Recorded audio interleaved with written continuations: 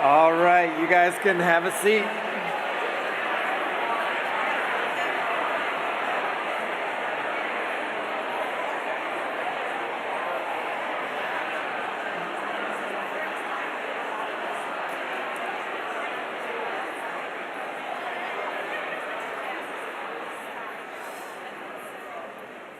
Well, good morning, everybody.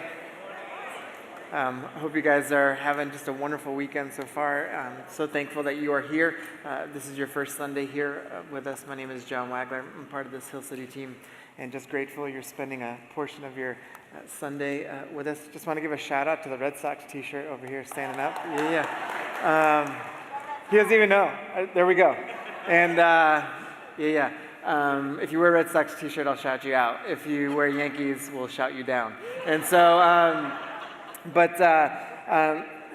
we're getting ready to celebrate, 10 years, and we've been running these stories every single week, and these stories have just been so impactful, and each week it's just such a wonderful glimpse into what God has been doing over the course of these 10 years together, and we'll continue to show these. And I know there are so many more stories to talk about and to show and to be a testimony. It's why I love so many of the songs we've been singing recently, like talking about like our stories, and I just love it because it begins to speak into knowing some of y'all's stories, and I don't know everyone's stories, but knowing some of y'all's stories, it's like, man, like they're so relatable in so many different ways as you're going through some more difficult times, or you've been through something that you thought no one else is going through. Even last week, like the stories with Kayla and Rose was just so wonderful, and then today's story with Cherno is just awesome as well. But before we see that, I just also want to say thank you.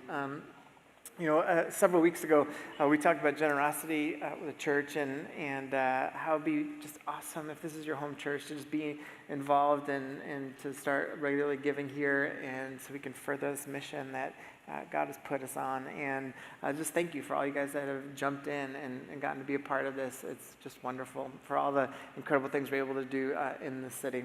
So thank you for doing that. Here's Cherno's story. Let's take a look at what God's been doing in his life.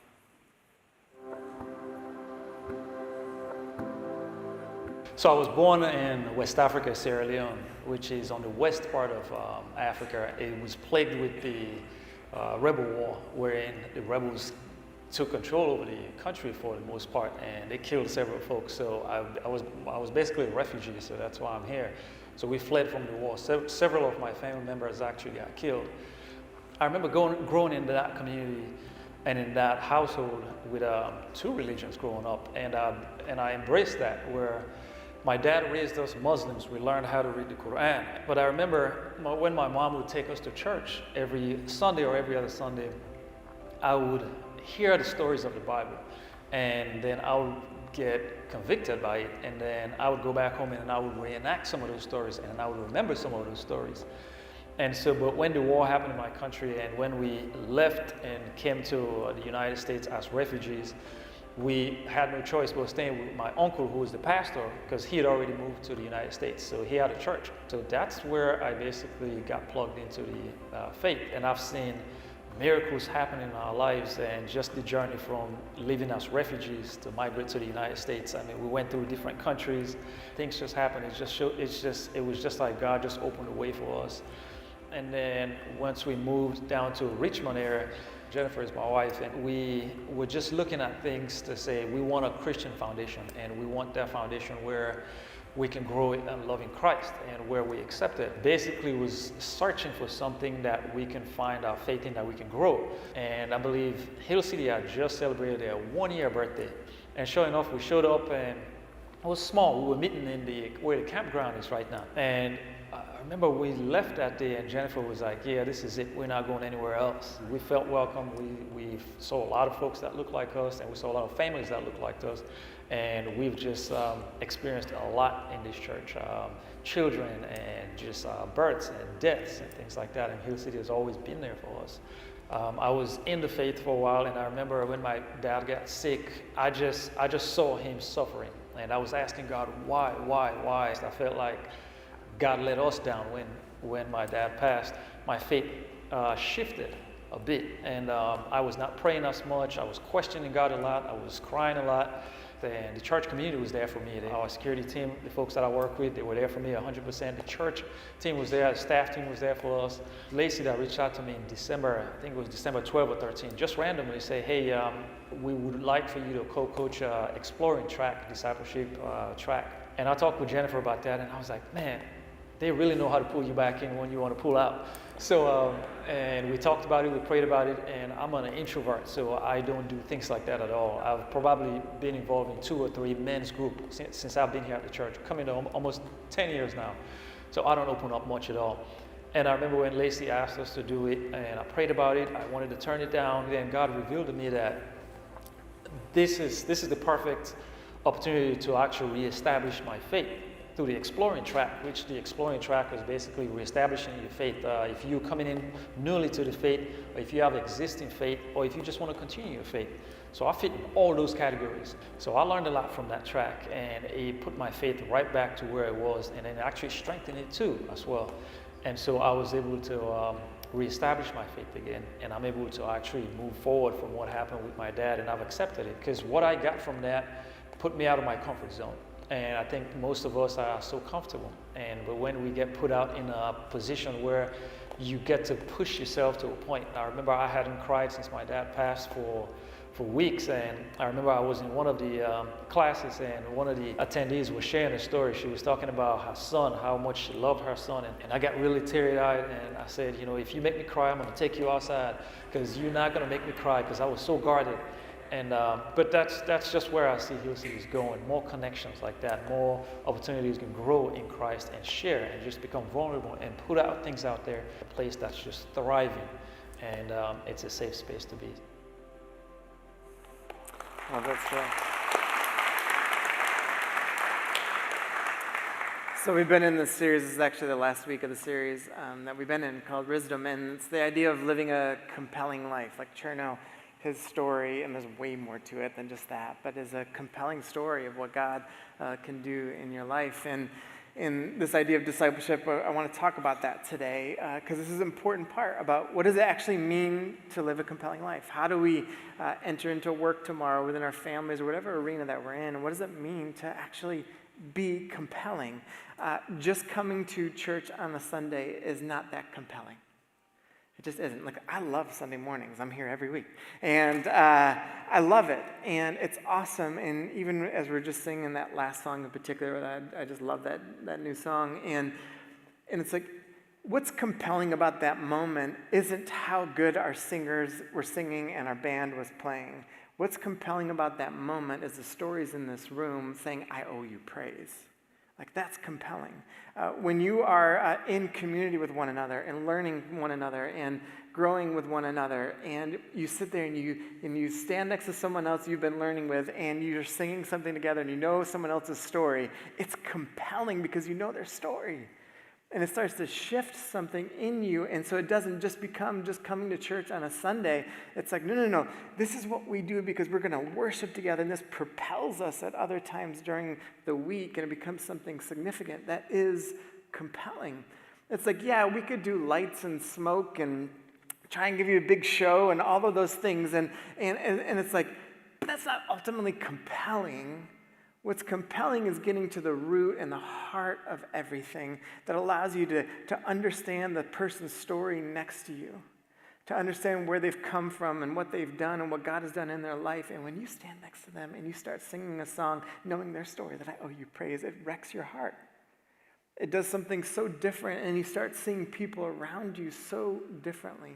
And so this idea of like living a compelling life has been something we've been focused on all summer. And how many of you guys have been watching the Olympics?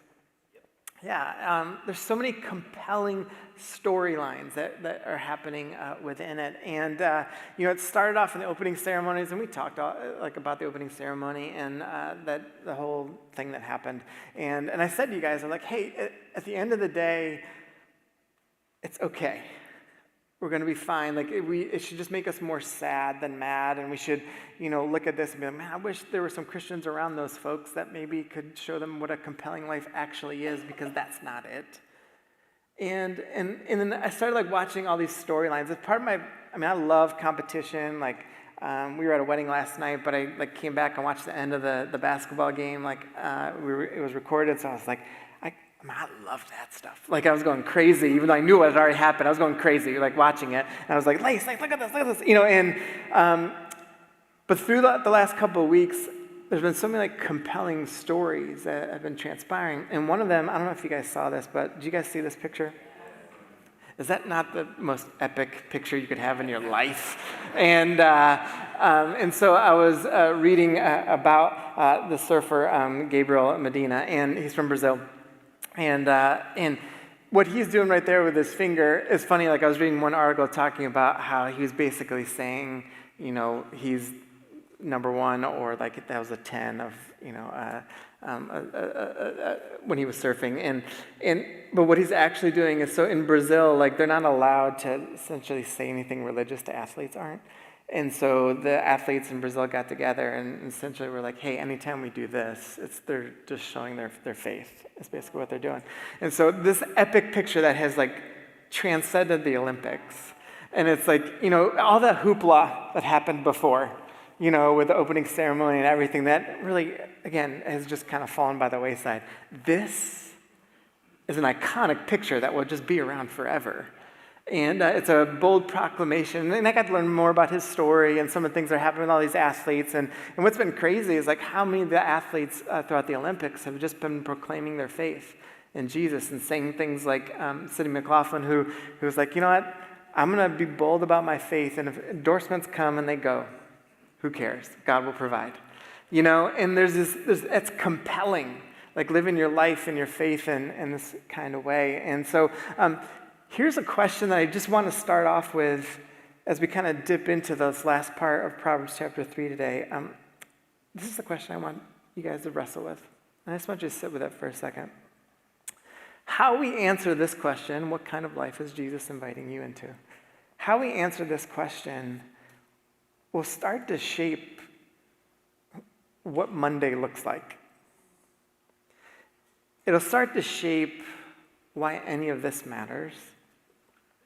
It'll start to shape how, whatever circumstance you are in life. You might be sitting here right now and no one even knows this about you, but you're in the lowest part you've ever been. But what you think about this question will drive how you respond to whatever you're going through, high or low. This is a very pivotal question of what do you think Jesus is actually inviting you into? Do you think he's inviting you into just kind of casually engaging him? Do you think he's inviting you to just say hey, just say you're a Christian, man, that's good. People like that stuff here in America. Just say it. Is that what he's really inviting you into? Or is he inviting you into this compelling storyline that can transform your life, that changes everything? And if we believe that part to be true, then all of a sudden how we start seeing life and how we start reacting to life and our relationship starts to shift and change. Again, we've been in Proverbs chapter 3 this whole entire summer, and here's how the chapter ends. It says this: For the Lord detests the perverse, but takes the upright into his confidence. The Lord's curse is on the house of the wicked, but he blesses the home of the what? He mocks proud mockers, but shows favor to the who? The wise inherit what? But fools get only shame. And part of why sometimes when over the course of our 10 years, I've always tried to get us to just kind of breathe as a congregation and as a grouping of people, because, life can come at you pretty hard, and then you see the narratives that are being put out there on, news or social media or whatever, and we can get so wrapped up in things and so fearful and so anxious, and I'm like, hey, just breathe for a second. Just breathe for a second. And a passage like this is like, oh, hold on. The upright will have confidence. The righteous, right, will feel this blessing from God. The humble, those that have been oppressed or hurt in some kind of way, they receive favor from the Lord. The wise, people making wise decisions in their life, they're shown honor by God. I'm like, do we take that stuff in enough? If Jesus is inviting us in this kind of transformative life, it's all right, how am I living? What does that look like? And whenever we start talking about things like this, people will immediately be like, oh, don't judge me. I'm not judging. Or, oh man, I lived this life when I was growing up in church. People came down so hard and this list of things to do. I'm like, not doing that. However, there is a question that we have to ask. It's like, well, if I'm invited into this certain kind of life, like, am I living out the life that Jesus desires for me? To live an upright life. Where does my confidence come from? Where does the honor come from? Where does the blessing come from? Where do all these things come from? And is my life, is it connected to those things? One of Jesus' brothers named James, he also wrote wisdom literature, but just later on in the Bible, in your Bible, in the New Testament. And he kind of goes over the same kind of language. He says this, but he gives more grace. He's talking about Jesus. He gives more grace. That's why Scripture says, God opposes the proud, but shows favor to the humble. Therefore, so submit yourselves then to God. Resist the devil. How many of you guys have ever felt like tempted? Okay. Sometimes we get in temptation and like, I just gotta give into it. That's just overwhelming. But what Scripture will tell us will be things like this. Resist the devil, meaning you can, and he will flee from you. Well, how do we do that? That's what we've been talking about for the last 10 weeks. It's like you start living this compelling life and you're in community with other people and you're growing together and you're taking steps and you're learning on this journey what Cherno is sharing about his own vulnerability and what's transpired there. Do you know the temptation that Cherno has to maybe not be vulnerable has now started to get taken away? Why? Because something more compelling was driving him towards that.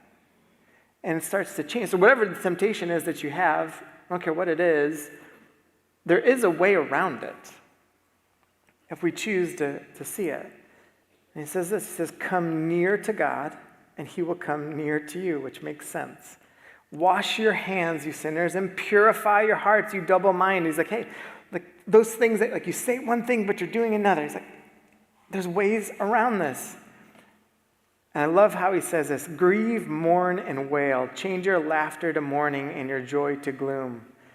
And all he's saying there is like, hey, like you're prancing around life right now, thinking you're killing it, but you're actually mocking God. And those laughter, like those should be tears because you're throwing it in the face of God.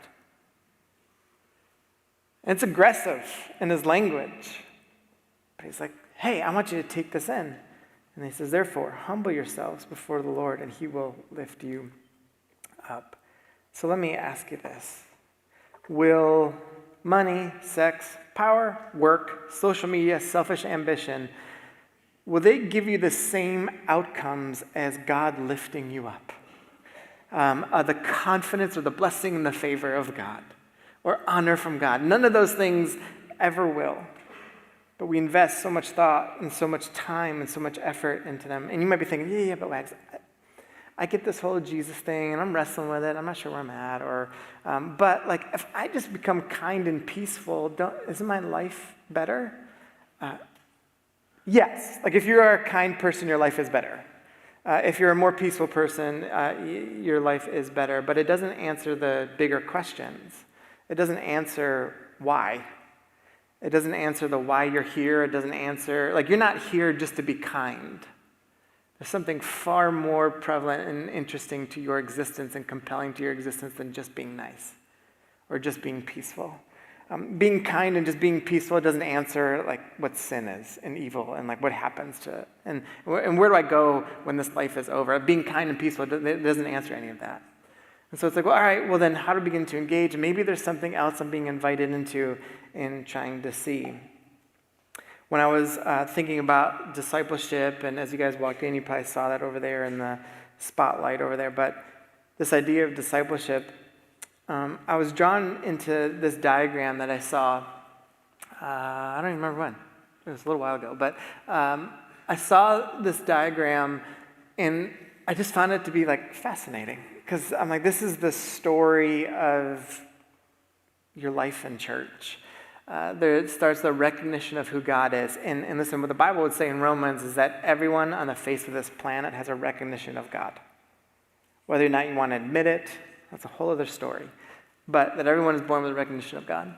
Stage 2 becomes this life of discipleship where you're like, you've made this decision to want to follow God, and then and you're like trying to figure some of this out, and then you start having this productive life, and you're like, whoa, this whole Jesus thing is kind of nice. It's like that person who told me to believe in Jesus, I think they were right. And I'm in this church with people, and I'm starting to like read my Bible a little bit, and my life is starting to change, and I'm a different person at work, and people like me now. And like things have started to change, and I've got these different relationships, and it's like, wow, this is really nice. And then the stage 4 starts being like, everything's like stays inward. And it's like, you get so focused on what's happening like on the inside. It's like, is that bad? No, it's like good to explore that and understand that. But the problem is what does it say that happens here? You hit this wall.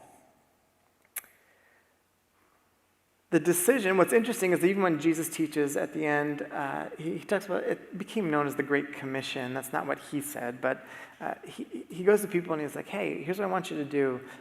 He's like, I want you to go out everywhere around you. I want you to go out and make disciples. He doesn't say to make converts. Just get people to believe. He's like, no, I want you to go make disciples. What does it mean to mirror me and follow me and take what I taught and like have that adapted into every part of your life and your entire being? What happens is if we just make our faith just centered on ourselves, we hit the wall really quickly. If we just use our faith as like a way to just consume and like we just like the benefit, like heaven's better than hell, yay! It's like we're gonna hit the wall really quickly. But the ultimate goal of discipleship is actually to move past the wall. So your entire life, your entire being is like, oh, I've taken all these things and now I want to live my life outward in this. And I want like this outpouring of love. Like getting to the wall is pretty typical. And it might be a part of your life that's kind of compelling, but man, when you're around someone who has a life of love, that is compelling. Like how many guys have been around someone who has like a life of love? Like you're just like, they ooze like Jesus coming out of them. You know, it's like almost to the point you're like, how do you do that? Like, you know, like they're in the lowest of lows and like Jesus just pours out of them. You know, in the highest of highs, Jesus just pours out of them. How they see their work and their relationships, no matter what stage of relationship they are, that's like, man, Jesus just keeps pouring out of them. It's like you look at someone, you're like, man, you've been through so much. I would have like walked away from Jesus a long time ago. And they're like, I get it, but man, he was so faithful. And you're like, that's crazy. And it's this life of love that's so compelling. It's so compelling. But in order to get there, we got to be willing to get past the wall. We got to get willing to be disciples of Jesus. One of the things I wrote down this week as I was just praying, I was like, you know, the greatest plan the devil has is to stunt your growth. It's his greatest plan. So if you've gotten into a spot right now where you're like, how do we get here? The answer to that is you stopped growing. You stopped growing. You stopped being sensitive to the Spirit of God. You maybe got a little prideful, you got distracted. There are a lot of things that can lead us to that place. But essentially what has transpired is we've just stopped growing. It's the greatest plan. It's like sometimes we think like, oh, we're going to be overwhelmed by all this evil and all this stuff. And not that it's not out there, but it's just like, but actually the thing that's like really easy to do is to like get people distracted with things that might look kind of good. And in those kind of good things, you start thinking they're really good. That moves you away from what's actually good. And so it's like, man, I just stopped growing. And we can all get into this place because we think like, oh, the rhythm I used to do and all those things I used to do, it stopped. It's not as effective. And that can happen to anybody. It's like we stopped growing.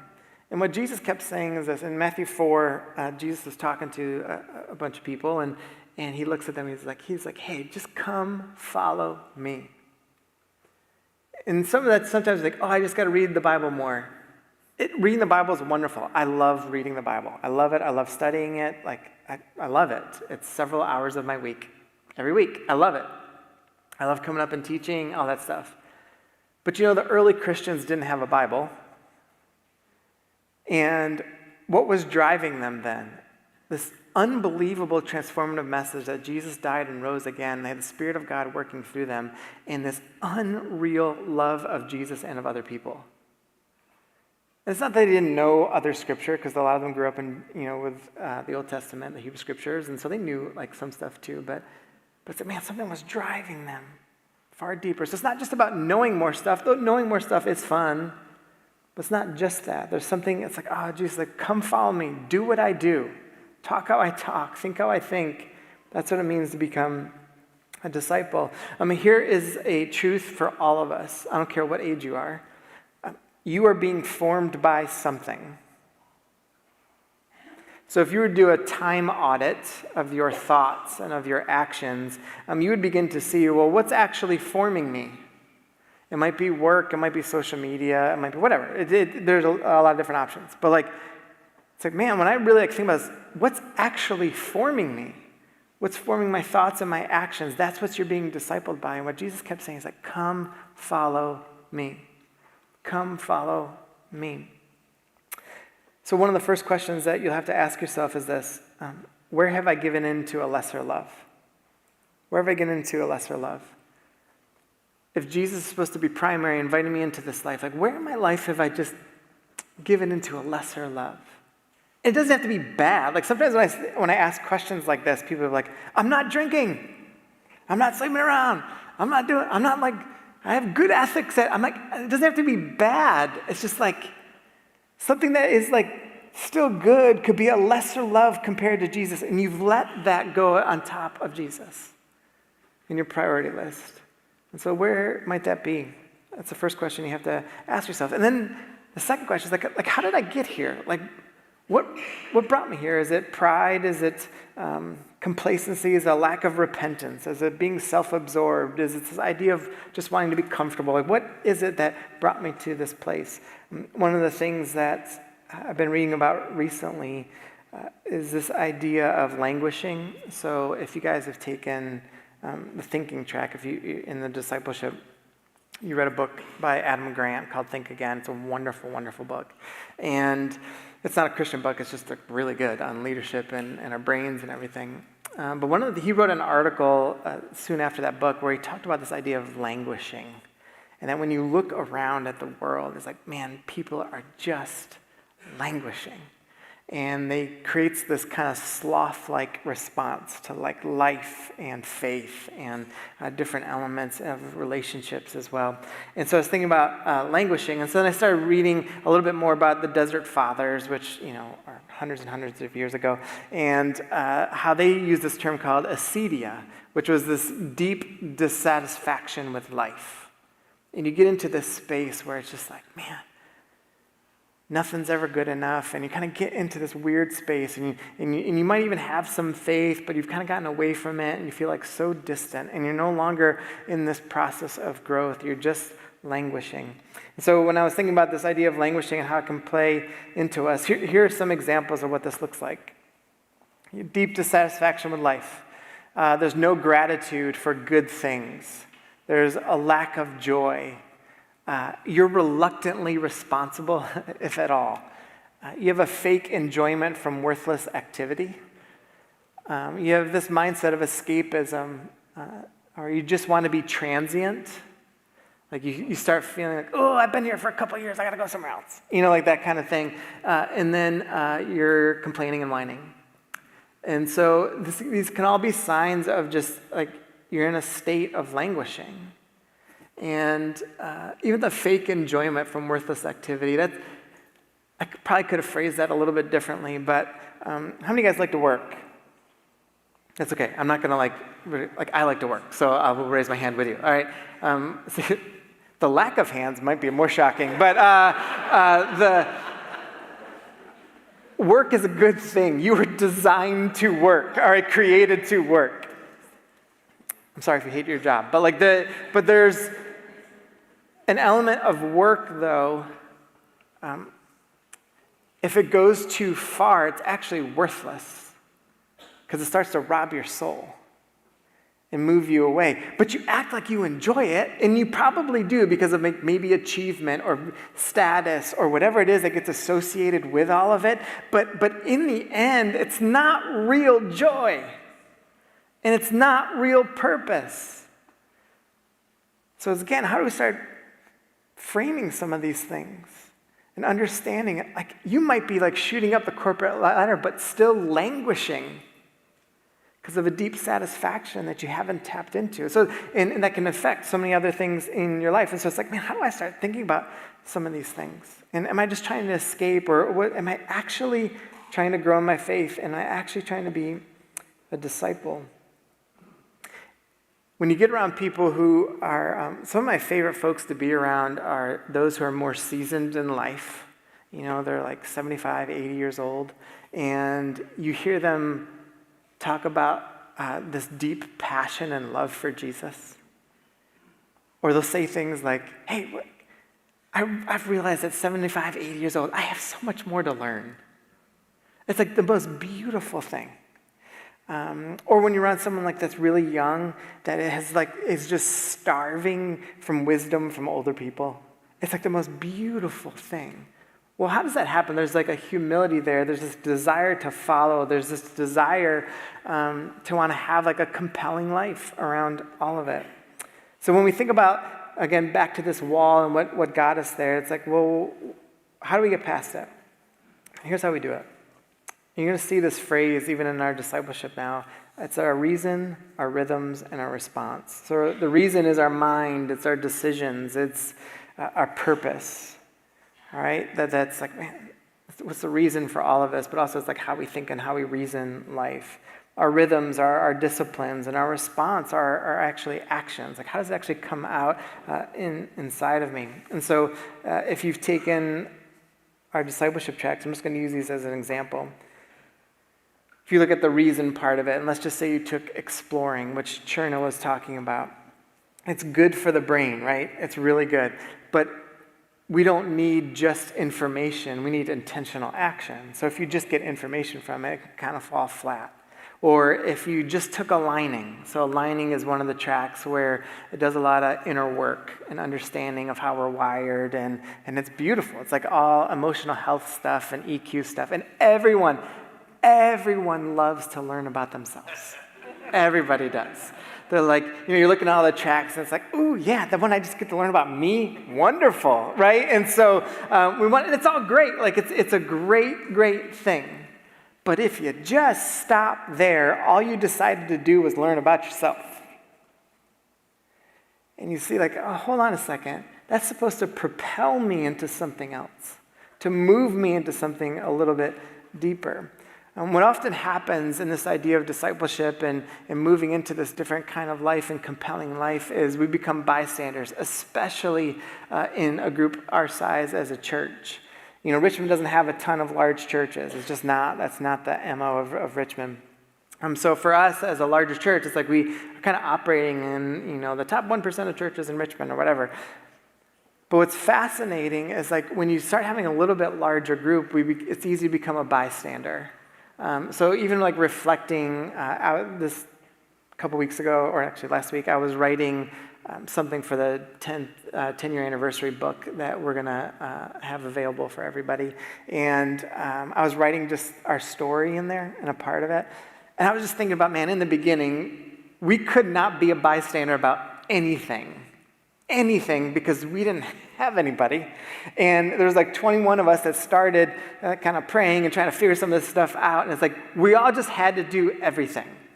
And it just didn't matter. You couldn't be a bystander. If you were a bystander, you just didn't belong in the small group of people who are trying to start this thing, because it's like, well, why are you here, right? And so this is why so often you see churches like try and start new campuses and some different things to try and keep like this idea of not being a bystander. But man, it's so easy to just sit and take.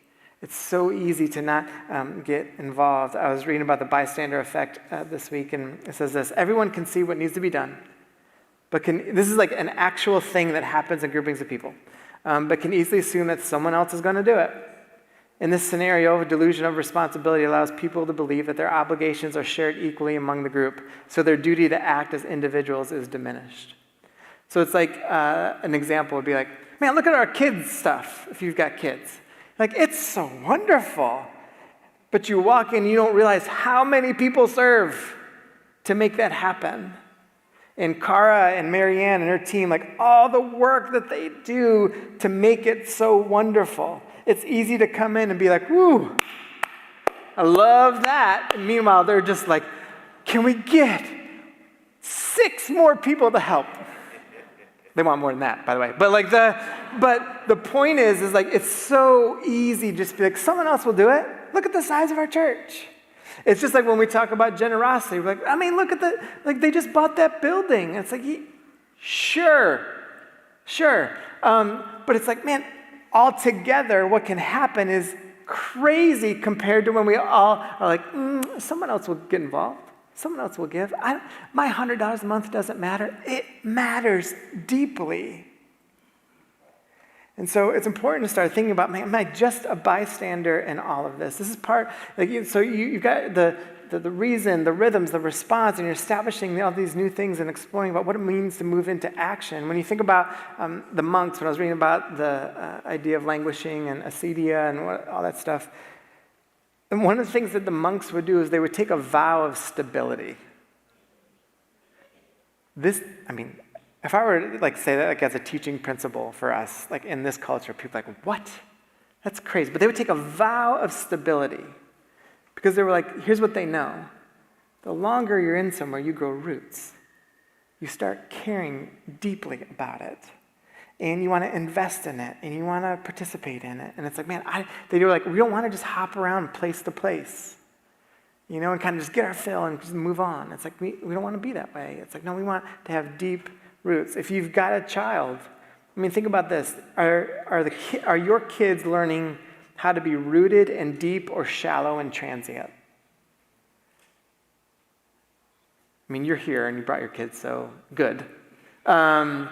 But are they seeing what it means to be deeply rooted in community?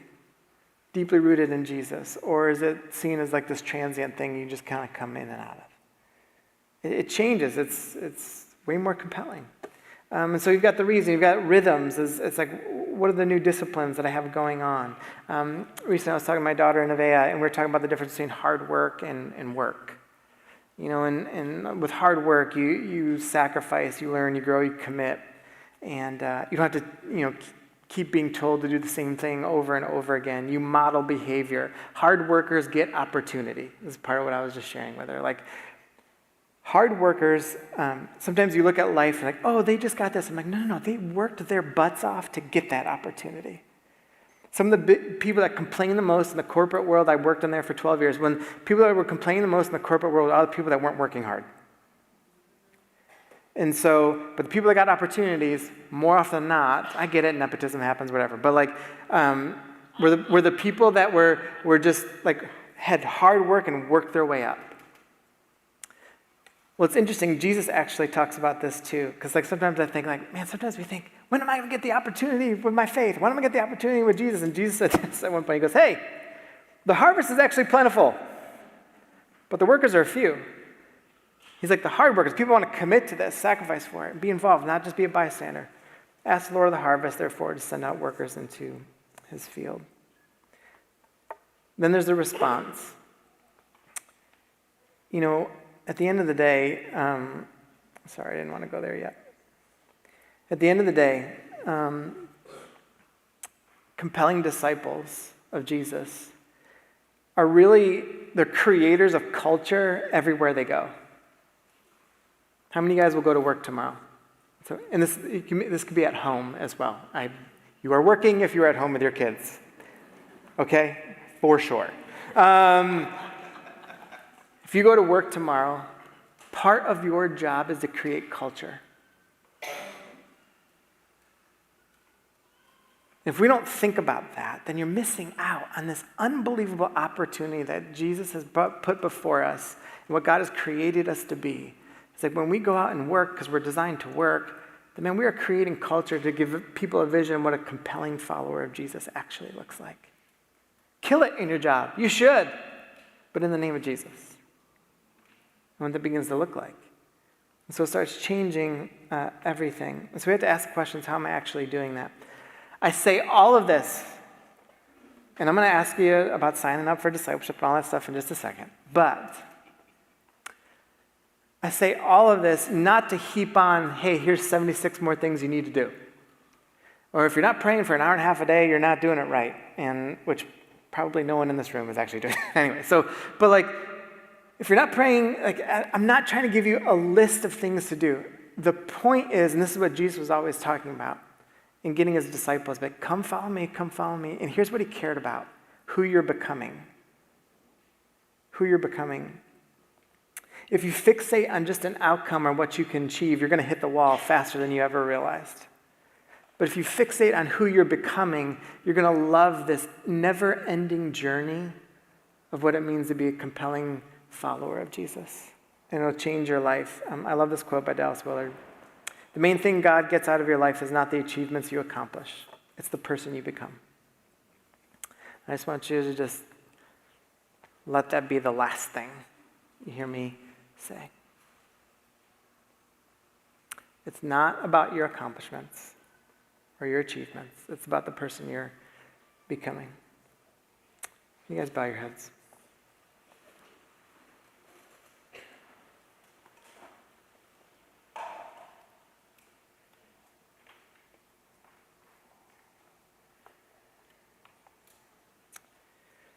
Just want you to sit with for a second what God might be speaking to your heart. And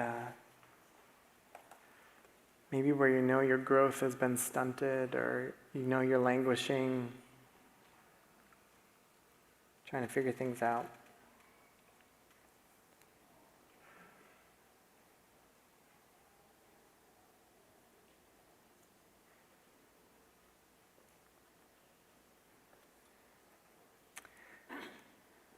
I want to ask you this question. What's one decision you're willing to make for today, for a better version of yourself tomorrow? It's one decision that you're willing to make today for a better version of yourself tomorrow.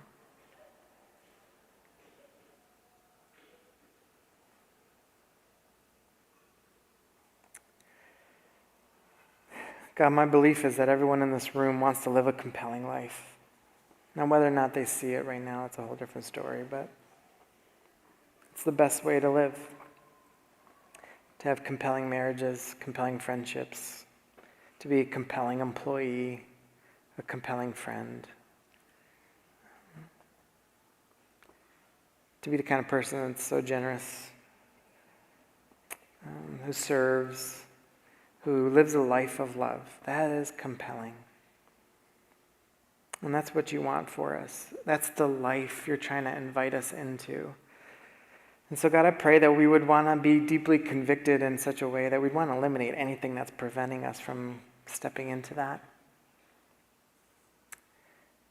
And enter into a life that's truly compelling. So when we go to school in a week, we become compelling students for you. When we go to work tomorrow, we are compelling employees. When we are at home with our kids, we're compelling parents. When we're with our friends, we are just compelling friends. Because that's the life that you're inviting us into. Just following you, modeling you. I pray that we would want to be hard workers and not bystanders. Because the harvest is plentiful. The harvest is plentiful. So God, we just give this to you this morning and just thankful for the work that you're doing. And in your name we pray. Everyone said. Before you all get out of here,